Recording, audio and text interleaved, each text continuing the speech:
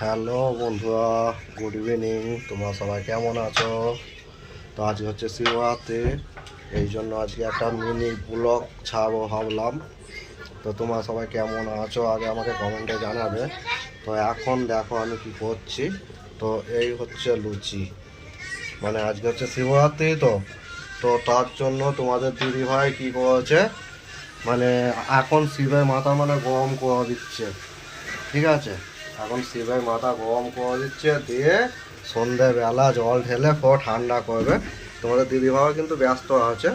এই দেখো দেখো দেখো দেখো এদিকে, তোমার দিদিভাই কিন্তু ব্যস্ত আছে। তো সেই হিসেবে মানে তোমার দিদিভাই বেলে দিচ্ছে আর আমি খালি ছাঁকছি। তো আমাদের খেপু আবার কি বলবে বলছে। তো আমাদের খেপুও মানে লুচি খেতে খুব ভালোবাসে। তো কেমন দা লুচিটা ফুলেছে তোমাদেরকে দেখায়। দেখো পুরো ফুচকার মতো গোল হয়ে আছে একদম। ঠিক আছে, তো একদম ফুচকার মতো পুরো গোল হয়ে আছে। তো তোমরা কে কে লুচি খেতে ভালোবাসো, আর আজকে শিবরাত্রিতে কে কে লুচি করেছো আমাকে কমেন্ট করে জানাবে। মানে আমাকে বলতে আমাদের দুজনকেই, মানে কে কে শিবে বার করেছো একটু সেইটাও জানাবে। তোমাদের দিদি তো সকাল থেকে শুকিয়ে আছে, তাই জন্য এখন বেশি কথা বলতে পারছে না।